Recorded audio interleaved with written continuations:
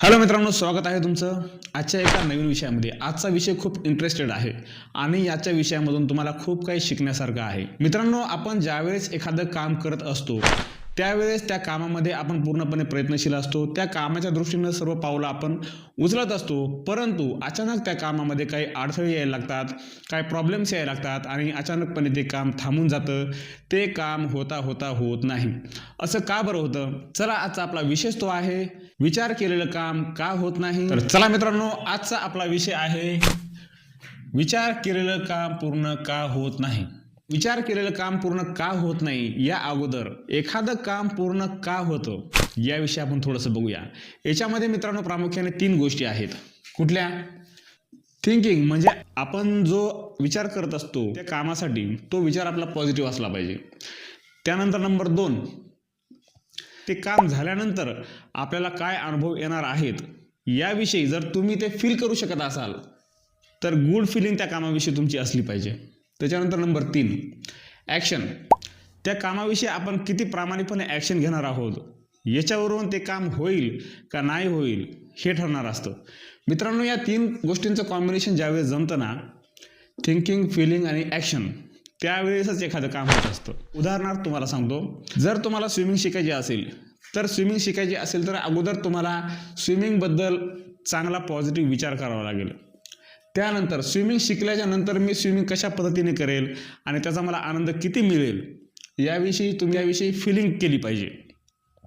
आणि आता स्विमिंग शिकण्यासाठी मला काय ॲक्शन घ्याव्या लागतील याविषयी तुम्ही विचार करणं गरजेचं आहे आणि त्याप्रमाणे ॲक्शन घेणं गरजेचं आहे।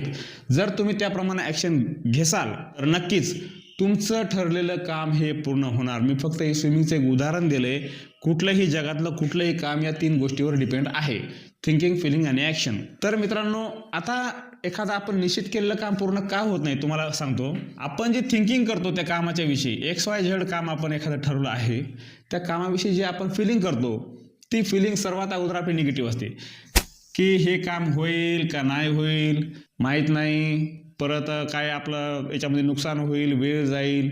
त्यामुळं कसं आहे, निगेटिव्ह थिंकिंग या कामाविषयी आपली होत असते, तिथे एक आपला बॅड इम्पॅक्ट पडतो।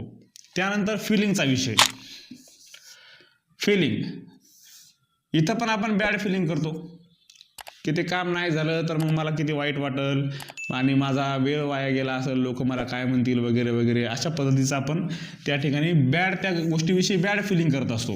त्यानंतर नंबर 3, ॲक्शन। आता ह्या 2 गोष्टी जर निगेटिव्ह आल्या तर त्याचे ॲक्शन काय असणार आहे? एकदम बोरिंग ॲक्शन असते। चला, आता कोणी काहीतरी म्हणते म्हणून आपण काहीतरी केलं पाहिजे, पण 100% त्या ॲक्शनमध्ये काहीही दम नसतो। एकदम बोरिंग त्या कामाविषयी आपण ॲक्शन घेतो आणि परिणामी ते काम होत नाही। एक लक्षात घ्या, या जगातलं कुठलंही काम तुम्हाला पूर्ण करायचं असेल तर पूर्णपणे तुम्ही त्या कामाविषयी पॉझिटिव्हच पाहिजे की नाही, हे काम मी होईल नाही होईल पण या कामाविषयी मी पूर्णपणे पॉझिटिव्ह आहे, या कामाविषयी मी पूर्णपणे पॉझिटिव्ह विचार करत आहे, माझी फिलिंग या कामाविषयी चांगली आहे आणि जी ॲक्शन मी घेणार आहे तर ही ॲक्शन मी 100% घेणार आहे, काम हो किंवा न हो। त्यामुळे मित्रांनो, स्विमिंगचं फक्त एक उदाहरण होतं। आपल्या आयुष्यामध्ये आपले बरेच कामं असतात आणि कुठलंही काम तुम्हाला जर करायचं असेल तर तुम्ही या 3 गोष्टी सतत नेहमी लक्षात घ्या।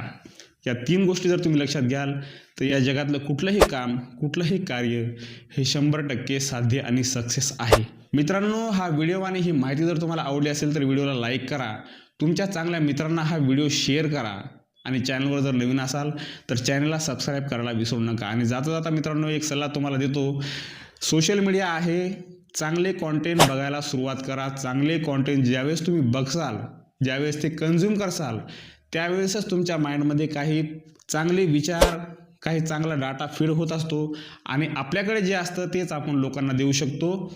आपल्याकडे जर बॅड एक्सपिरियन्स असतील, बॅड अनुभव असतील, बॅड विचार असतील, ते तेवढेच आपण लोकांना देऊ शकतो, याच्या व्यतिरिक्त काही देऊ शकत नाही। पण आपल्याकडे जर चांगले विचार असतील, चांगले अनुभव असतील आणि चांगल्या गोष्टींची माहिती असेल तर त्या आपण लोकांना देऊ शकतो।